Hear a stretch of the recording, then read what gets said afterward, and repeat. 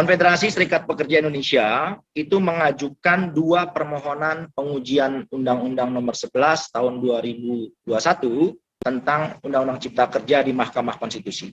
Permohonan yang pertama adalah permohonan uji formil dengan perkara nomor 6 garis miring PUU garis datar 19 Romawi garis miring 2021 atas nama pemohon Presiden Federasi Serikat Pekerja Metal Indonesia atau FSPMI, Saudara Riden Hatam Aziz dan kawan-kawan.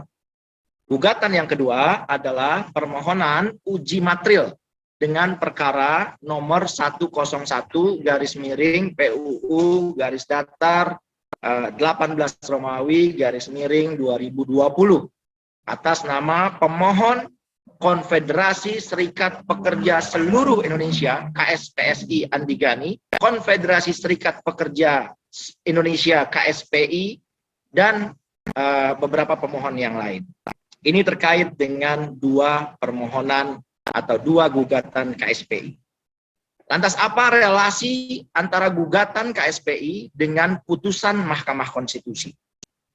Putusan Mahkamah Konstitusi yang menyatakan bahwa Undang-Undang Cipta Kerja inkonstitusional dituangkan dalam perkara uji formil, bukan uji material.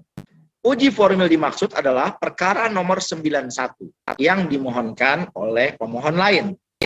Bahwa sekalipun putusan Mahkamah Konstitusi itu dituangkan dalam perkara lain, tetapi dapat kami pastikan dasar-dasar pertimbangan yang dituangkan oleh Mahkamah Konstitusi pada putusan dimaksud merujuk atau sekurang-kurangnya mengakomodir hampir seluruh dalil, argumentasi, konstruksi hukum, kesaksian, keterangan ahli, alat-alat bukti, serta fakta-fakta persidangan yang digali oleh kami selaku kuasa hukum KSPI yang diwakili oleh Pak Riden Hatam Aziz selaku Presiden FSPMI, yaitu dalam perkara nomor 6.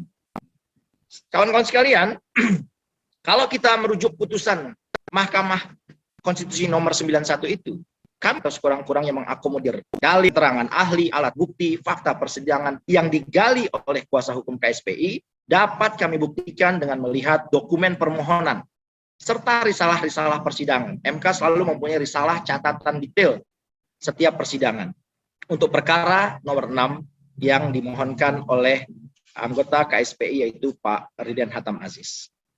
Bukti bahwa putusan Mahkamah Konstitusi itu merujuk atau sekurang-kurangnya mengakomodir dalil, argumentasi, konstruksi hukum, kesaksian, keterangan ahli, alat-alat bukti, serta fakta-fakta persidangan yang digali oleh kuasa hukum KSPI dapat kita lihat antara lain. 1, fakta hukum bahwa pembentukan Undang-Undang Cipta Kerja terbukti cacat formil. Itulah yang dinyatakan dalam gugatan kami.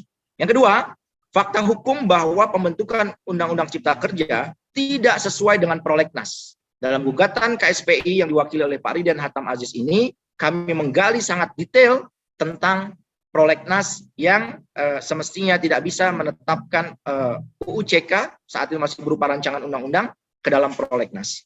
Ketiga, fakta hukum bahwa pembentukan Undang-Undang Cipta Kerja terbukti apa yang kami dalilkan tidak disertai dengan adanya naskah akademik.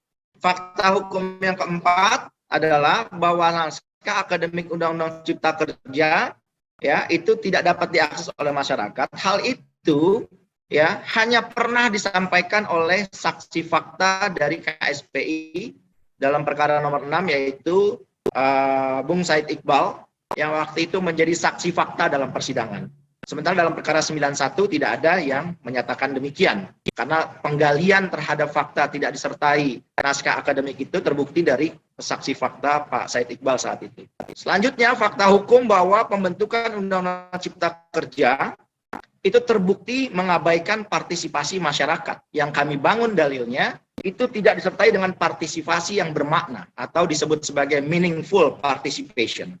Sehingga tidak memenuhi asas keterbukaan. Ini pula yang disampaikan oleh Presiden KSPI Said Iqbal saat menjadi saksi fakta dalam persidangan dan diperkuat oleh dalil yang disampaikan oleh saksi ahli perkara 06 dari KSPI di saat persidangan.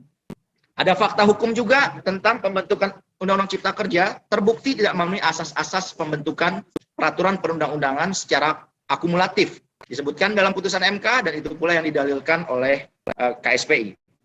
Ada lagi fakta hukum bahwa Undang-Undang Cipta Kerja itu terbukti tidak memiliki kejelasan bentuk. Ini adalah undang-undang baru, undang-undang perubahan, atau undang-undang pencabutan. Tidak jelas, dan itu juga dibuktikan oleh mahkamah dalam putusannya.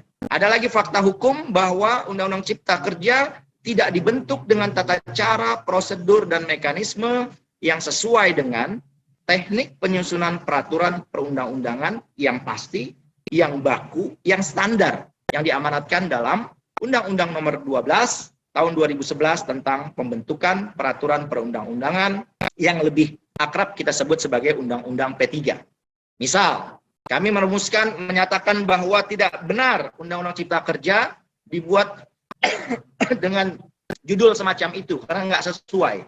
MK juga menyatakan demikian. Jadi perumusan judul Undang-Undang Cipta Kerja menyalahi ketentuan Undang-Undang P3 dan itu dibenarkan oleh Mahkamah Konstitusi. Soal sistematika rumusan dalam ketentuan penutup dan sebagainya, MK juga menyatakan.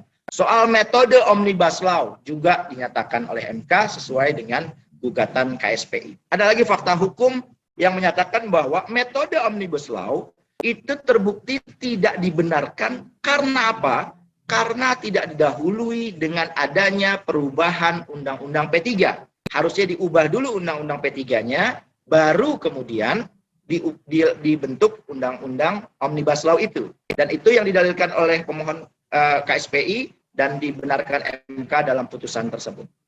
Terakhir, misalnya fakta hukum bahwa perubahan materinya sama persidangan.